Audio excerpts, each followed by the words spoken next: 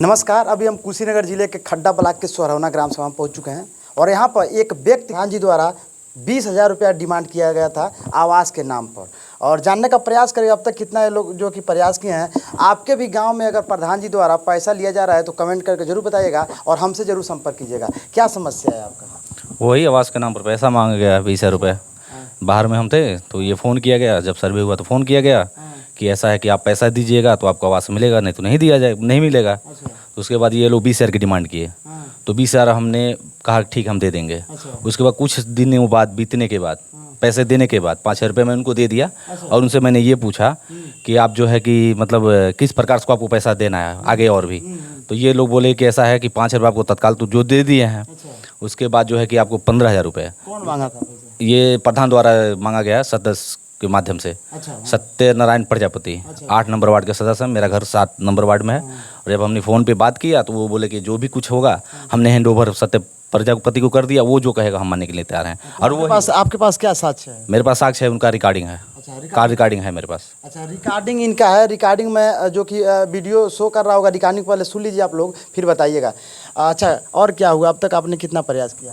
प्रयास तो मैंने बहुत किया है। मैं बाहर से घर भी आ गया, 4-5 महीना बीतने के बाद उनको फ़ोन किया, भाई आपको हमने पैसे दिए, आपने हमारा कोई काम भी नहीं किया अभी तक, और जो है कि आप लोग क्या कर रहे हैं।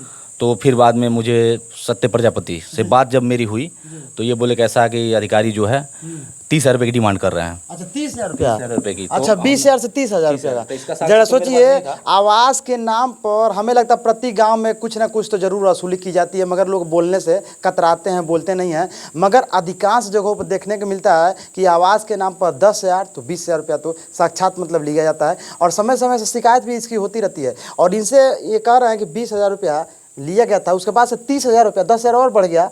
क्यों 10,000 बढ़ गया? वो बोल रहे हैं कि ब्लॉक के अधिकारी लोग मांगते हैं। अच्छा, ब्लॉक के अधिकारी? हाँ, तो इसका साक्ष्य तो मेरे पास नहीं है, मगर 20,000 की जो बात है ये मेरे पास साक्ष्य है। अच्छा, यानी प्रधान जी कहते हैं कि ब्लॉक के अधिकारी को देना पड़ता है? हाँ, ये सत्य प्रजापति कहे थे कि मतलब ये पैसा देना है। तो हम उनको बोले कैसा है कि हम 30,000 रुपये नहीं दे पाएंगे, हम गरीब आदमी हैं, किसी तरह आपको 5,000 रुपये दे दिए हैं। और अभी जो आपने हमारी जो आवास की बात की है कि जो है कि हम 30 आवास दिलाएंगे, तो वो किस्त आएगा, उसमें मुझे 10,000 रुपये चाहिए। अच्छा, ब्लॉक के अधिकारी का मतलब यानी कहा जाए तो ब्लॉक प्रमुख, बीडीओ साहब या कंप्यूटर ऑपरेटर कहिए या सेक्रेटरी कहिए और तमाम अधिकारी जो हैं, क्या उनको पैसा दिया जाता है आवास के नाम पर? अगर आप लोग लेते हैं तो आप जो कि कमेंट करके जरूर बताइएगा। अगर नहीं लेते हैं तो जो इस प्रकार से प्रयास कर रहे हैं, जो मतलब दोषी है उसके ऊपर कड़ी से कड़ी कार्रवाई होनी चाहिए। जी हाँ।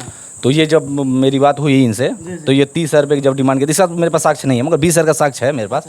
और जो है कि जब ये पैसे की जब डिमांड बढ़ा है तो हम बोले कि ऐसा है कि सर आप लोग जो है हमारा जो पैसा लिए हैं आप मुझे वापस कर दीजिए। मेरे पास इतना पैसा नहीं है, हम गरीब घर के आदमी हैं, और जो मेरे पास ना खेती है ना बाड़ी, हमारे 2 बच्चे हैं, हमारी वाइफ हैं, उनको लेकर किसी तरह हम अपना जीवन परवरिश कर रहे हैं। तो इनको हम बोले कि ऐसा मेरा पैसा आप वापस कर दीजिए और मुझे मिलना होगा तो हम अधिकारी से बात करेंगे, और वो देना चाहेंगे तो देंगे, नहीं देना चाहेंगे तो नहीं देंगे। उसके बाद हम जब घर आए तो हम अधिकारी लोगों से भी बात किए तो बोला कि वो तो प्रधान जी के हाथ में, प्रधान जी जो कहेंगे वही होगा, हम क्या कर सकते हैं। उसके बाद हमने जन सूचना पे आयोग पे एप्लीकेशन डाला तो उसमें हम जांच के लिए प्रक्रिया चालू की, मगर ये लोग जो है कि 192 पे मेरा लिस्ट दिखाए कि आपका भी 192 पे है। ठीक है, जो भी है, मैं 5 साल से लड़ रहा हूँ और झगड़ रहा हूँ इन लोगों से अपने हक के लिए, मगर इसमें कुछ नहीं कार्रवाई किया गया। इसके बाद हमने थाना, जब ये मुझे धमकाना चालू किए लोग कि आप आगे बढ़ते हो या कोई बात करते हो या कहीं जाते हो किसी अधिकारी पास, मेरे पास फ़ोन आएगा, उसके बाद और कोई बात मेरे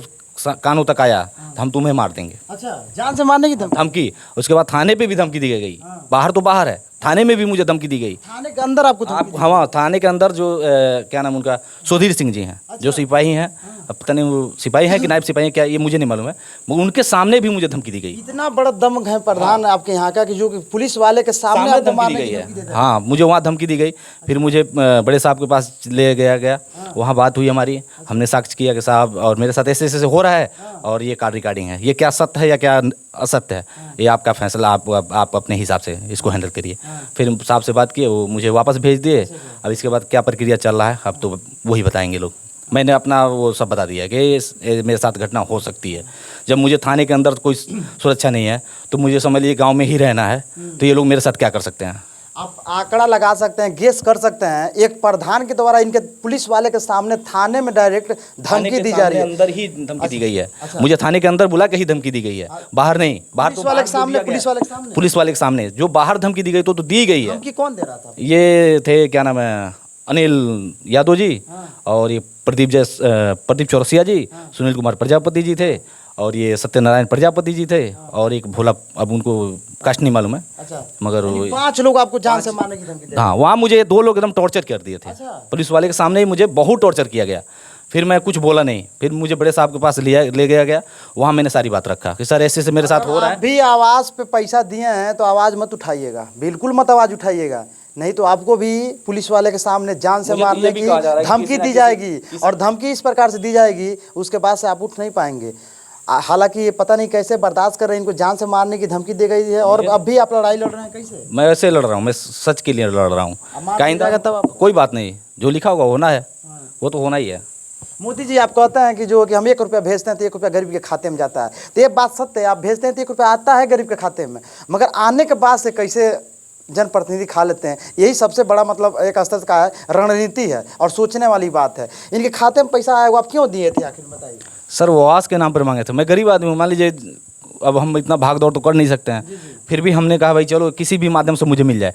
देने के बावजूद भी मुझे नहीं मिला, और धमकी पे धमकी, धमकी पे धमकी, ऐसे नहीं होता है ना, ऐसा नहीं होना चाहिए। अधिकारियों से निवेदन है, क्या सच में पैसा आवास के नाम पर लिया जा रहा है? अगर लिया जाए तो आप सार्वजनिक जो कि मतलब बोली लगाइए, बोली या सार्वजनिक आप जो कि पोस्ट कीजिए कि हाँ आवास के नाम पर 2000, 20,000, 25,000 लिया जा रहा है, सभी लोग खुशी खुशी दे देंगे। अगर नहीं लिया जा रहा है तो इस प्रकार से जो कि सार्वजनिक लोगों से पैसा वसूली करना एक बहुत ही गलत बात है। तो इस खबर के बारे में आप लोग क्या सोचते हैं, कमेंट करके जरूर बताइएगा। इस प्रकार से अगर आपके भी यहाँ पर अगर भ्रष्टाचार हो रहा है तो हमसे कॉन्टैक्ट कीजिए, हम आकर खबर दिखाने का प्रयास करेंगे। मैं राकेश गुप्ता, आप देख रहे थे आर्या पब्लिक न्यूज।